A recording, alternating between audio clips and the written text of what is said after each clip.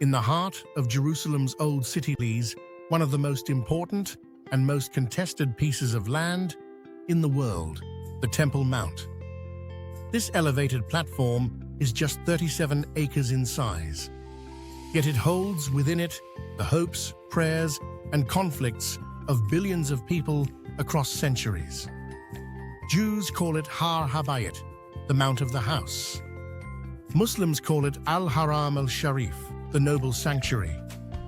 For Christians, it is part of the sacred landscape of the Gospels. But what is the Temple Mount? Who built it? And why has this small hilltop become the most contested religious site on earth? To answer, we must travel back more than 3,000 years to the rise of ancient Israel. According to the Hebrew Bible, King David captured Jerusalem around the year 1000 BCE. Before David, Jerusalem was a Jebusite stronghold, a small Canaanite city perched on a ridge. But David recognized its strategic and spiritual potential. Unlike other tribal centers, Jerusalem belonged to no single Israelite tribe, making it the perfect neutral capital. Legend says David purchased the site of the Temple Mount from a Jebusite named Araunah, who owned a threshing floor there. A threshing floor, a place where wheat was separated from chaff, later became a fitting symbol for the separation of sacred and ordinary. David planned to build a great sanctuary there, but the task fell to his son, Solomon. Around the 10th century BCE, Solomon constructed the first temple, a house for the Ark of the Covenant, the golden chest said to contain the tablets of the Ten Commandments. This temple was monumental in scale for its time: cedar wood from Lebanon, stone foundations, and a central inner chamber known as the Holy of Holies. For the Israelites, it was not just a building. It was the dwelling place of God's presence on earth. Yet the glory did not last. In 586 BCE, the Babylonian king Nebuchadnezzar besieged Jerusalem. The temple was burned, the city destroyed, and the people exiled. The memory of the first temple burned itself into Jewish identity as both trauma and hope. When the Persian king Cyrus the Great conquered Babylon, he allowed exiled peoples to return home. Among them were the Jews, who came back to Jerusalem. By 516 BCE, a second temple rose on the same mount. Though less grand than Solomon's, it restored the heart of Jewish worship. Centuries later, under Roman rule, King Herod the Great undertook an enormous expansion. Herod doubled the size of the temple platform, enclosing it with massive retaining walls. Some of these giant stones, weighing hundreds of tons, still form the foundation today. Herod's temple was one of the wonders of the ancient world. White limestone walls, courtyards for thousands of pilgrims, and a sanctuary glittering with gold. For Jews across the Roman Empire, pilgrimage to Jerusalem was a once-in-a-lifetime dream. Festivals like Passover filled the city with visitors. But this flourishing center met a violent end. In 70 CE, during the Jewish revolt, Roman legions under Titus besieged Jerusalem. The temple was burned and toppled. Only one wall of its retaining structure survived, what we now call the Western Wall. The destruction was not just physical, but spiritual. Jewish priests, rituals, and sacrifices, the heartbeat of religion, suddenly ceased.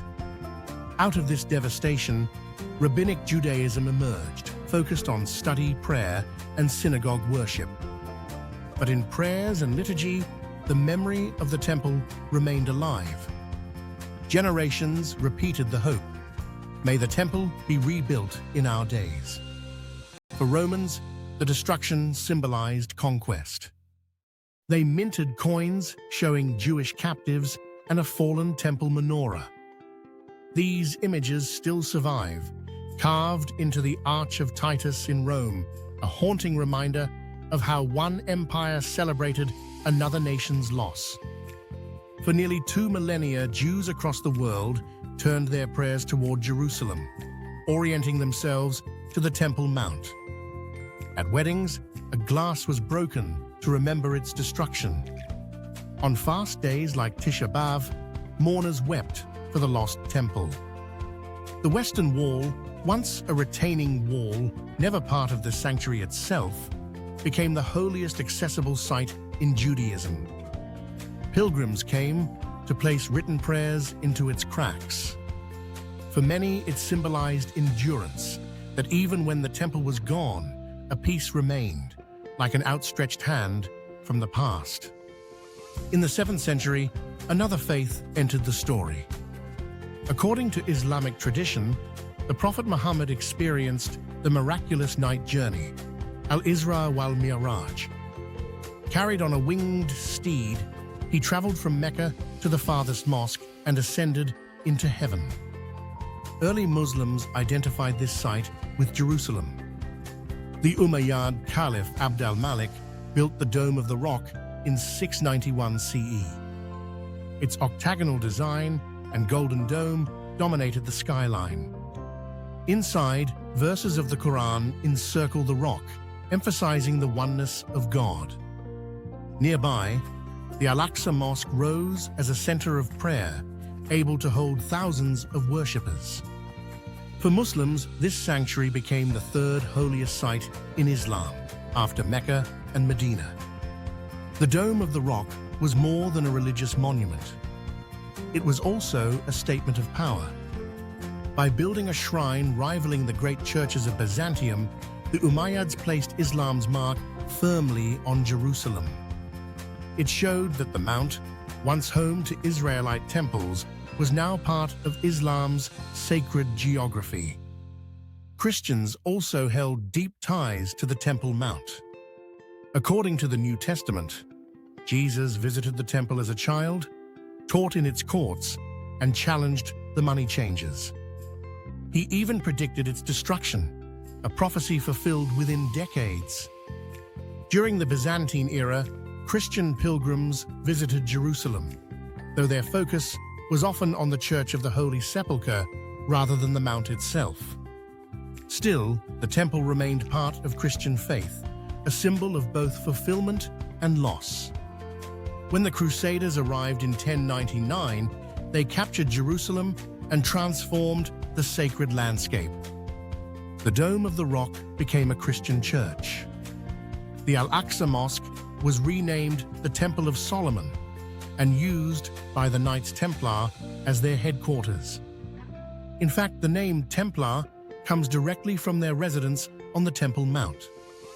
For nearly a century, Christians controlled the Mount, until Saladin retook Jerusalem in 1187, restoring it to Islamic use. The Ottoman Turks seized Jerusalem in 1517. Under their rule, the Temple Mount remained under Islamic authority, administered by local religious leaders.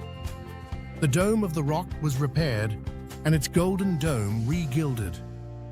Pilgrims from across the Islamic world continued to visit.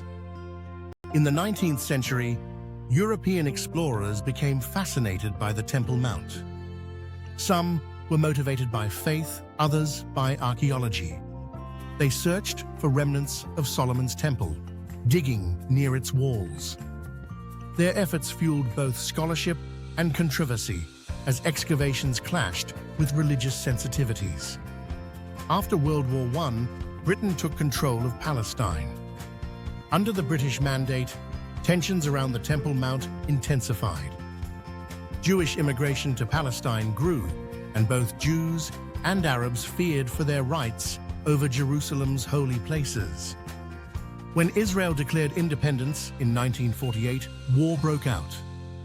Jordan took control of East Jerusalem, including the Old City and the Temple Mount.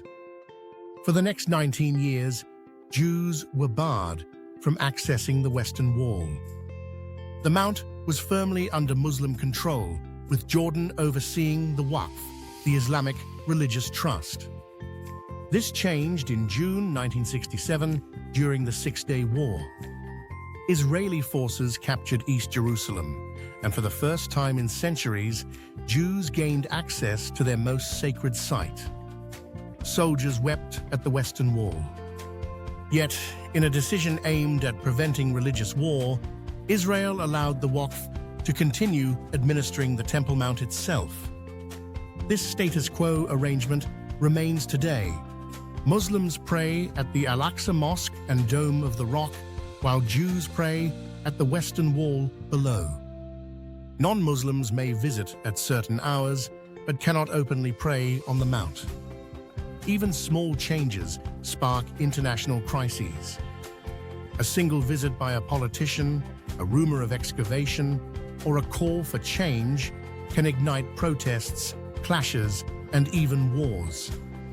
Why does the Temple Mount matter so much? Because it represents more than stone and architecture. It symbolizes faith, memory, and identity.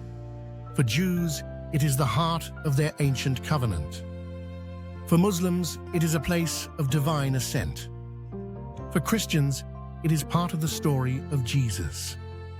And for the world, it is a symbol of unresolved conflict.